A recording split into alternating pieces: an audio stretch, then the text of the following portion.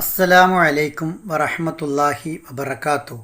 ഖുർആൻ പഠനം സൂറത്തുൽ ഖിയാമ 37-ാമത്തെ സൂക്തം. ബിസ്മില്ലാഹിർ റഹ്മാനിർ റഹീം.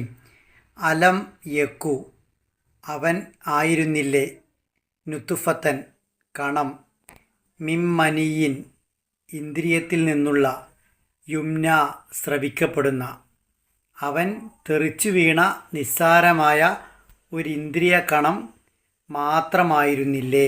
മനുഷ്യൻ്റെ സൃഷ്ടിപ്പിൻ്റെ നിസ്സാരതയിലേക്ക് അള്ളാഹു വിരൽ ചൂണ്ടുകയാണ് ഇവിടെ. വെറുമൊരു ശുക്ലബിന്ദുവായിരുന്നു മനുഷ്യൻ.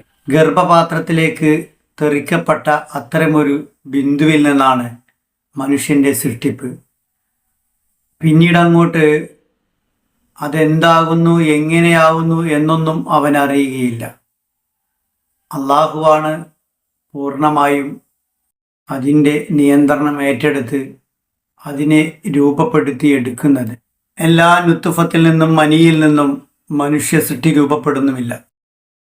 അള്ളാഹു നിശ്ചയിക്കണം ഏതെല്ലാമാണ് സൃഷ്ടിയാവാൻ ശക്തിയുള്ളത്, യോഗ്യതയുള്ളത് എന്ന്, ഏതിൽ നിന്നെല്ലാമാണ് മനുഷ്യ സൃഷ്ടി രൂപപ്പെടേണ്ടത് എന്ന്. എല്ലാ അർത്ഥത്തിലും മനുഷ്യൻ്റെ സൃഷ്ടിപ്പിൻ്റെ നിയന്ത്രണം അള്ളാഹുവിൻ്റെ മാത്രം കരങ്ങളിലാണ്. വളരെ നിസ്സാരമായ, തെറിച്ചു വീഴുന്ന, ദുർഗന്ധം വമിക്കുന്ന, തൊട്ടാൽ അറക്കുന്ന ഒരു തുള്ളിയിൽ നിന്ന് രൂപപ്പെടുന്ന മനുഷ്യൻ അള്ളാഹുവിൻ്റെ കൽപ്പനകൾ ധിക്കരിക്കുക, അവനിൽ വിശ്വസിക്കാതിരിക്കുക, അവൻ അടിസ്ഥാനപരമായി പഠിപ്പിച്ച വിശ്വാസങ്ങളെ അവഗണിക്കുക, മരണാന്തര ജീവിതത്തെ പരിഗണിക്കാതിരിക്കുക, മറന്നുകളയുക, ഇങ്ങനെയൊക്കെ ചെയ്യുന്നു എന്നതാണ് ഏറ്റവും അത്ഭുതകരം.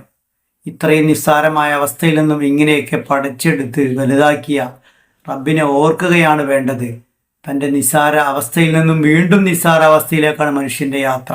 എല്ലാവരും ആദരിക്കുന്ന, ബഹുമാനിക്കുന്ന, കണ്ടാൽ വിലവെക്കുന്ന അവസ്ഥയിൽ നിന്നും ആർക്കും വേണ്ടാത്ത വെറും മയ്യിത്തായി പിന്നീട് 6 അടി മണ്ണിലേക്ക് എത്തുക എന്നതും എല്ലാ മനുഷ്യരും അഭിമുഖീകരിക്കേണ്ടതാണ്. നിസ്സാരതയിൽ നിന്നും വീണ്ടും നിസ്സാരതയിലേക്കുള്ള യാത്രയിൽ അവന് കിട്ടുന്ന ജീവിതത്തെ ശരിയാമിതം ഉപയോഗിക്കാൻ അവന് കഴിയണം. ഓതുമ്പോൾ ശ്രദ്ധിക്കേണ്ട കാര്യങ്ങൾ: നുതുഫത്തമ്മിൻ എന്നിടത്തും മിമ്മനിയിൻ എന്നിടത്തും മനിയുംന എന്നിടത്തും ഒരേ നിയമമാണ്. സുക്കൂനുള്ള നൂനിനോ തൻവീനിനോ ശേഷം യാ, നൂന്, മീമ്, വാവ് എന്നീ അക്ഷരങ്ങളിൽ ഏതെങ്കിലും ഒന്ന് വന്നാൽ ആ നൂനിനെ അല്ലെങ്കിൽ തൻവീനിനെ ശേഷമുള്ള ഈ അക്ഷരത്തിലേക്ക് കൂട്ടിച്ചേർത്ത് മണിക്കണം.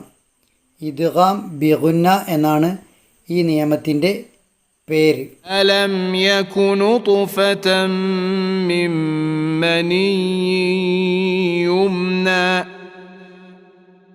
അലം യകു നുതുഫതൻ മിൻ മനിയുംന.